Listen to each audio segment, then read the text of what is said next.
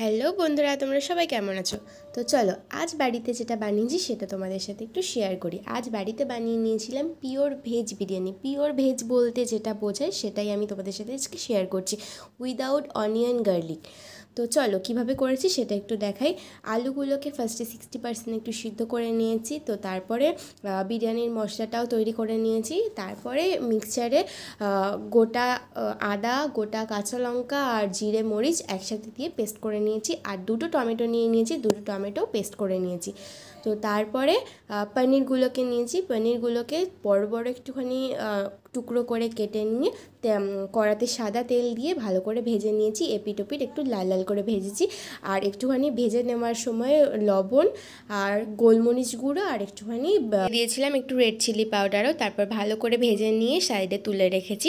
তো তোমরা একটু সাবধানেই করো যাতে পনিরগুলো ভেঙে বা গুঁড়ো হয়ে না যায়। তারপর আলুগুলোকে ওই কড়ার মধ্যে একটুখানি সর্ষের তেল দিয়ে আলুগুলোকে ছেড়ে দিয়েছিলাম। তো তারপর একটু হলুদ, একটু লঙ্কার গুঁড়ো আর একটুখানি যে বিরিয়ানির মশলাটা তৈরি করেছিলাম ওই মশলাটা দিয়ে ভালো করে ওটাকেও ভেজে নিয়ে আলাদা তুলে রেখেছি। তো তারপর কড়ার মধ্যে মশলাটা করব। তো তার আগে একদিকে হাঁড়িটা চাপিয়ে তার মধ্যে গরম জল করতে দিয়েছি ভাতটা হওয়ার জন্য। তো তার মধ্যে একটুখানি আমি গরম মশলা আর একটুখানি তেজপাতাও ফেলে দিয়েছি আর একটুখানি নুন ফেলে দিয়েছি। তো তারপরে চালটা দিয়ে দেব। তো তার আগে আমি একটা কথা বলি, আমার বাড়িতে ছিল এটা ফ্রাইড রাইসের চাল, তো আমি সেটা দিয়েই করেছিলাম। তোমরা কিন্তু অবশ্যই বিরিয়ানির চালে করো, তো সেটার টেস্টটা দারুণ। তারপর কড়ার মধ্যে মশলাটাকে ভালো করে কষে নেব। তো ওখানেও একটুখানি সর্ষের তেল দিয়ে তারপর মশলাটা দিয়ে দিয়েছিলাম। তারপর টমেটো পেস্টটাকেও দিয়ে দিয়েছিলাম, যার মধ্যে মশলা ছিল জিরে, ধনে, সব রকম গুঁড়ো ছিল 1 চামচ করে। তো তোমরা সেটা দেবে। তো তারপরে দইটাকে একটা ভালো করে ফেটিয়ে নিয়েছিলাম একটা জায়গায়, তো সে যেন দানা দানা হয়ে না থাকে। তো সেই দইটাকেও ঢেলে দিয়ে ভালো করে তার সাথে পেস্ট করে নেব। যে মশলাগুলো বাকি থাকবে, মানে লাস্টের দিকে একটুখানি নুন দিয়েছিলাম, একটুখানি হলুদ গুঁড়ো দিয়েছিলাম আর যে বিরিয়ানির মশলাটা ছিল সেটাও দিয়ে দিয়েছিলাম আর একটুখানি কালারের জন্য দিয়ে দিয়েছিলাম রেড চিলি পাউডার। তো ভালো করে মিক্স করে নেবে যাতে কোনো হাঁস ভাব না থাকে। তো মিক্স করতে করতে আলুগুলোকেও দিয়ে দেবে তার সাথে, আর দিয়ে দেবে পনিরটাকেও ভালো করে মিক্স করে নেবে তোমরা। দেখো পনিরটাকে আমি কেটেছি একদম ছোট ছোট করে না, একটু বড় রেখেছি। তো একটুখানি বেশ কিছুক্ষণ নাড়বে, কড়াতে নাড়তে থাকবে। তারপর একটু জল ঢেলে দিয়ে একটু সিদ্ধ হতে দেবে হালকা করে।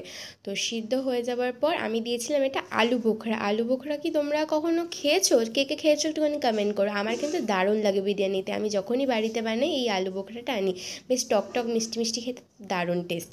তো তারপরে চালটাকে ভালো করে ছেঁকে নেবে, একদম জল ছেঁকে নিয়ে। তো বিরিয়ানিটাকে দেখো আমি সাজিয়ে নিয়েছি কেমন করে, একটুখানি দিয়ে দিয়েছিলাম ঘিয়ের উপর আবার একটুখানি সামান্য গরম মশলা দিয়ে দেখো লেয়ার করে করে দিয়েছি। ফার্স্টে আলুগুলোকে দিয়েছি, তারপর কিছুটা চাল দিয়েছি, তারপর ওই বিরিয়ানি চালটাকে দিয়েছি, তারপরে আবার একটুখানি লেয়ার করে ওই পনিরের যে একটা গ্রেভিটা সেটা দিয়ে দিয়েছি।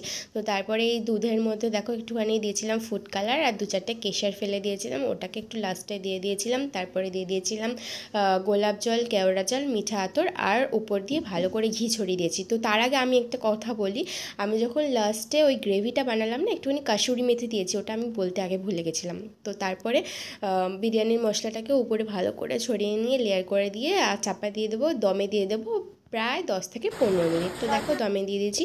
তো আমাদের বিরিয়ানি রেডি। এটা কিন্তু ভগবানকে তোমরা ভোগ দিয়েও খেতে পারো। আর কে কে ট্রাই করেছো অবশ্যই কিন্তু কমেন্ট করে জানাবে।